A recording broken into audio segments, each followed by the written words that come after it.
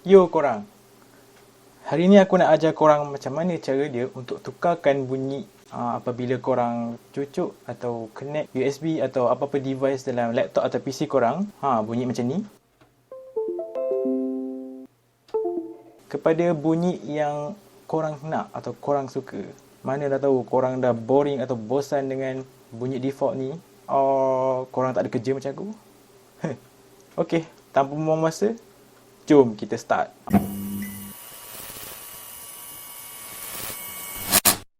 Okay, first kali korang kena ada sound yang korang nak untuk connect dan disconnect lah. So, ada dua sound.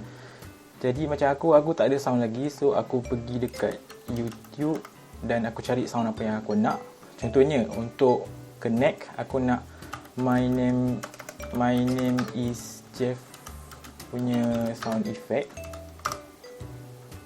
Okay, kita dah jumpa yang ni. My name is Jeff. Alright. Jadinya, aku nak sound ni. Dan aku nak download, tapi aku tak nak download video, aku nak download MP3 sahaja. So aku pergi dekat YouTube to MP3 cut. So yang ini adalah big converter, best YouTube to MP3 converter. Aku cadangkan yang ni lah sebab yang ni senang je nak guna dia. Korang copy je link ni dan korang paste kat sini and convert it. Okay, tunggu sebentar untuk dia convert. Dan dah siap dan boleh download lah.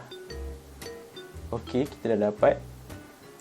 Seterusnya kita nak cari untuk sound disconnect kita pula. Aku nak sound Nani sound effect. Yang ni lah 2 saat, sekejap dia lagi bagus. Nani? Ok.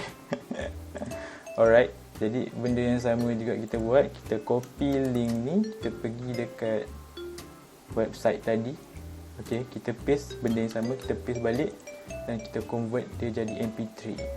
Okay, dah siap convert. Jadi kita boleh download. Banyak pula iklan dia. Okay, dah siap. Jadi seterusnya kita kena convert pula MP3 yang kita download itu kepada WAV. MP3 to WAV. WAV ni adalah salah satu type of file lah. Tak nak yang ni lah. Kita ambil yang ni, Convertio. Yang ni senang. Okay. Jadi kita boleh choose file apa yang kita dah download tadi. So dia punya default dia akan berada di download punya folder. My name is Jeff. Okay, yang ni untuk connect, convert. Okay, dah siap download. Okey, kita balik semula kepada sini. Jeff punya dah siap. Jeff, my name is Jeff dah siap. Dan seterusnya disconnect punya sound, iaitu Nani sound effect ini. Dan kita convert to wave. Okey,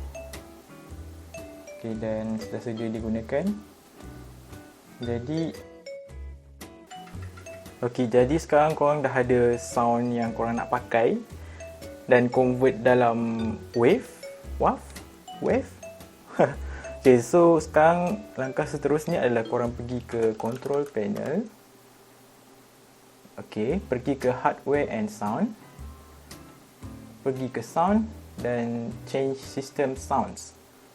Okay, dia akan keluar satu pop-up box ni dan korang pergi dekat bahagian program events ni, device connect dan device disconnect, dan korang just tukar kepada sound yang korang dah download tadi.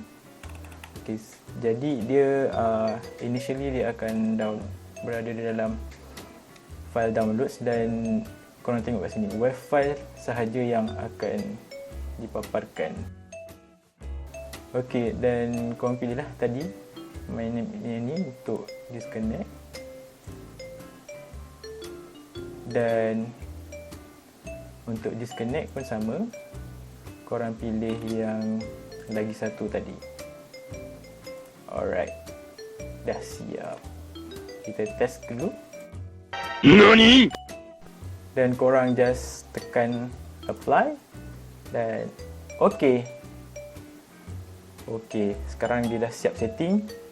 Jom kita test. My name is Jeff. NANI? My name is Jeff. NANI?